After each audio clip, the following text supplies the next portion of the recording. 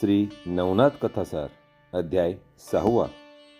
या अध्यायाच्या नित्य श्रवण पठन केल्याने हितशत्रूंपासून होणाऱ्या त्रासाचे निवारण होईल आणि आपल्या जीवनामध्ये सुख शांती समाधान प्राप्त होईल. अध्यायाला सुरुवात करूयात. श्री गणेशाय नमः. 12 मल्हार या पवित्र तीर्थस्थळी मच्छिंद्रनाथांनी अष्टभैरवांना स्वसामर्थ्याची प्रचिती देऊन देवीचा आशीर्वाद मिळवला. त्यानंतर कुमार कार्तिक स्वामींच्या दर्शनाला गेले. तेथून कोकण पाहत कुडाळ या प्रांतात अडोळ या गावी तेथे येऊन राहिले. या गावाच्या बाहेर दुर्गा मातेचे मंदिर आहे. या मंदिरात कालिका देवी विश्रांतीसाठी येऊन थांबली होती. भगवान शंकरांच्या हातातील कालिका नावाचे अस्त्र होते. तीच ही देवी होय.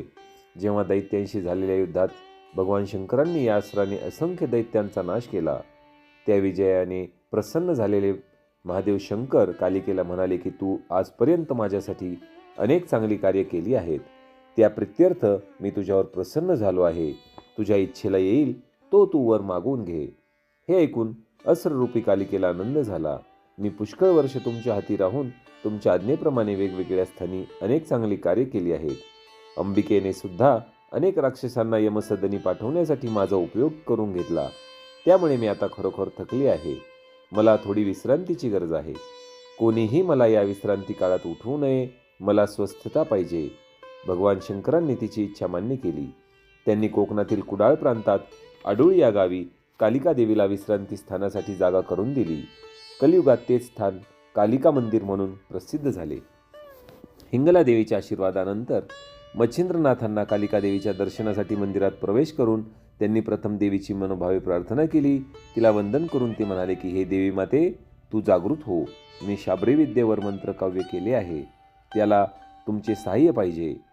माझ्या हातात राहून माझे कवित्व शक्ती गौरवून वरदान देऊन तुम्ही तिचे महत्त्व वाढवावे. मच्छिंद्रनाथांनी केलेली प्रार्थना सामान्य माणसाची नव्हती. ते एका महासिद्धाने केलेले आवाहन होते. त्याचा प्रभाव जबरदस्त अवर्णनीय होता. त्या हाकेने कालिकेच्या विश्रांतीमध्ये व्यत्यय आला. तिची झोप चाळवली गेली. शंकरांची सेवा करून अगोदरच ती थकली होती. तशातच मच्छिंद्रनाथांनी तिला हे नवीन काम सांगितले. त्यामुळे ती अतिशय संतापली. ती मच्छिंद्रनाथांसमोर तत्काळ प्रगट झाली आणि मोठ्याने ओरडून म्हणाली, अरे दुरात्म्या, मी शांतपणे झोपलेली तुला बघवत नाही का? मी आधीच पुष्कळ श्रम केलेले आहेत. तशात तू आणखी त्रास देऊ मला इच्छितो काय? तू कवित्व विद्या तयार करून माझ्या विश्रांतीमध्ये व्यत्यय आणतोस. स्वतःच्या विद्येचे स्तोम माजवून तू मोठेपणा मिरवायला तयार होशील. तुला काव्य करायला मी सांगितले होते का? म्हणून वरदानाची भीक मागायला माझ्याकडे आलास. माझे सगळे आता कार्य पूर्ण झाले आहे. तू आता ताबडतोब माझ्या डोळ्यासमोरून चालता हो. माझ्या विश्रांतीमध्ये विघ्न आणल्याबद्दल मी तुला उगाचच शिक्षा करेल. मी शिवहाताची अस्त्र देवता आहे. माझे सगळे सामर्थ्य तुला माहीत नाही. माझ्याकडे वरदान मागताना माझ्यासारखी श्रेष्ठतम सामर्थ्य देवता तुझ्या स्वाधीन कशी राहील याचा विचार करायला तू पाहिजे होता. तुला क्षणार्धात मी जाळून टाकेल. देवीने आपल्याला अशा प्रकारे उद्धार आपला केला हे ऐकून मच्छिंद्रनाथ जराही गर्भगळीत झाले नाही. ते आत्मविश्वासाने ठामपणे म्हणाले, मी प्राणाला मुकेल ही गोष्ट मनात सुद्धा आणू नको. ते सर्वथा अशक्य आहे. हे देवी, माझ्याविषयी काही न जाणून घेता मला दुर्बल समजून माझा तू उपहास केलास हे योग्य केले नाहीस. सूर्यबिंब लहान वाटला तरी सर्व जगाला तो प्रकाशमान करतो. त्याचप्रमाणे हा दत्तप्रभूंचा शिष्य मच्छिंद्रनाथ आहे. स्वसामर्थ्य दाखवून मी तुला कसे वश करतो ते पाहता.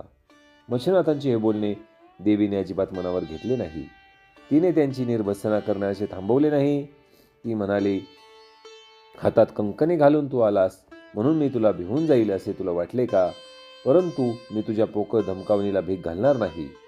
तू कसा जन्माला आला हे मला माहीत आहे. मासे मारून पोट भरणाऱ्या कोळ्याचा तू मुलगा.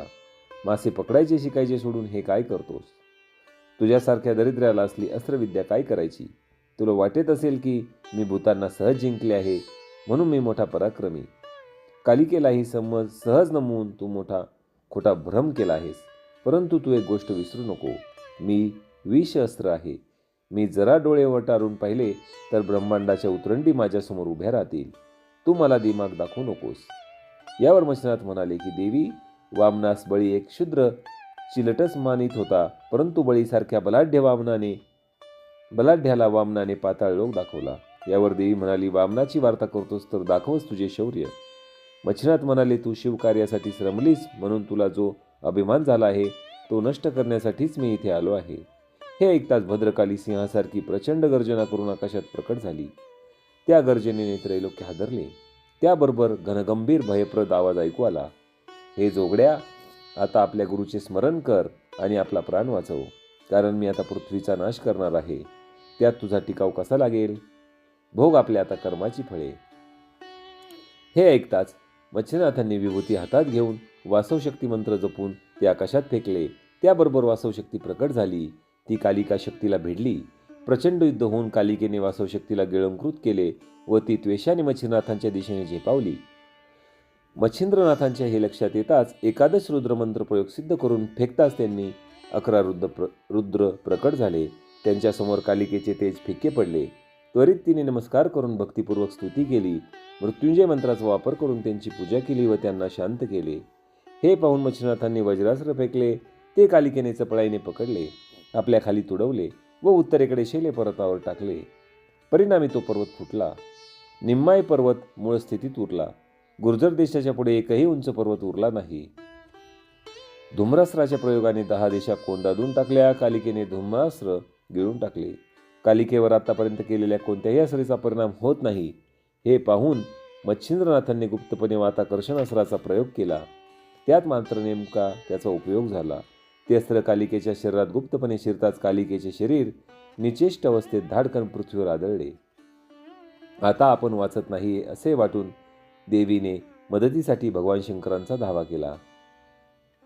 भगवान शंकर तत्परतेने जागे झाले आणि त्यांनी गणांना सांगितले की कालिका संकटात आहे. शंकर नंदीवर स्वार होऊन पृथ्वीवर अडूळ गावाच्या परिसरात आले. मच्छिनाथांनी शंकर आलेले पाहून त्यांना नमस्कार केला. शंकरांनी मच्छिनाथांना उठवले, त्याला आपल्या बाहुपाशात घेतले व म्हणाले, बाळा, तू तर मोठा चमत्कार केला. आज तू माझ्या हातातले शस्त्र जिंकून घेतलेस. तुझ्या या पराक्रमामुळे मला तुझा अभिमान वाटतो. शंकरांनी केलेला गौरव ऐकून मच्छिनाथ गहिवरून गेले. ते म्हणाले, आदिनाथ, ही सर्व आपलीच कृपा आहे. तुमच्या सांगण्यावरूनच श्री दत्तगुरूंनी मला बद्रिकावनात 6 महिने शिक्षण देताना सर्व विद्या शिकवल्या. त्यामुळे आज सर्व साध्य झाले. शंकर म्हणाले, सध्या ते राहू दे. प्रथम कालिका देवीला सावध कर.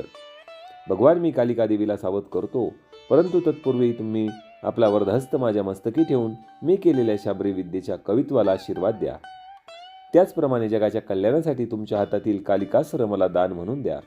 यापुढे तिने माझ्या जिभेवर वास करून शाबरी विद्येसाठीच्या यशासाठी मंत्रशक्ती म्हणून कार्य करावे. मच्छिंद्रनाथांची विनंती मान्य करून शंकरांनी तथास्तु म्हटले. मच्छिनाथांनी शंकरांना वंदन केले व वाताकर्षण अस्त्र मागे घेऊन वातास्त्राची योजना केली. त्या क्षणी कालिका सावध झाली. शुद्धीवर येताच तिने प्रथम शंकरांना पाहिले, त्यांच्या चरणांना वंदन केले व आपले प्राण वाचवल्याबद्दल त्यांची स्तुती केली. शंकर म्हणाले, कालिके, तू आजपर्यंत शस्त्रशक्ती म्हणून माझी सेवा केली. यापुढे जगत कल्याणाच्या कार्यासाठी मच्छिंद्रनाथांची सेवा कर. तू होकार दिलास तरच मी तुला नागरत्न देईल. हे ऐकून कालिका देवी म्हणाली की मी आपली दासी आहे. मला आपली आज्ञा प्रमाण आहे. मच्छिंद्रनाथांना ती म्हणाली, बाळ, शाबरी विद्येवर तुझे कवित्व श्रेष्ठ आहे. त्या काव्यमंत्रात तू जिथे जिथे माझे नाव घेशील तिथे मी सिद्धी देईल. मच्छिंद्रनाथ व शंकर यांना देवीने 3 रात्री ठेवून त्यांचे आदरातिथ्य केले. शंकर समाधानाने कैलासाला परत गेले. मच्छिंद्रनाथही पुढच्या प्रवासासाठी तिथून निघून गेले. अशा प्रकारे श्रोते हो, श्री नवनाथ कथासारचा अध्याय 6वा इथे समाप्त झाला आहे. जर आपण अजूनही चॅनलला सबस्क्राईब केले नसेल तर चॅनलला सबस्क्राईब करा आणि या श्रावण महिन्यातील नवनाथ कथासार ग्रंथाचा आस्वाद घेण्यासाठी बेल नोटिफिकेशन ऑन करा, जेणेकरून या नवनाथांच्या भक्तिसार ग्रंथाचे जे व्हिडिओ आहेत ते आपल्यापर्यंत सर्वात आधी पोहोचतील. व्हिडिओला जास्तीत जास्त शेअर करा. कथा आवडली असेल तर व्हिडिओला लाईक करा. भेटूया लवकरच पुढील अध्यायात. अलख निरंजन आदेश.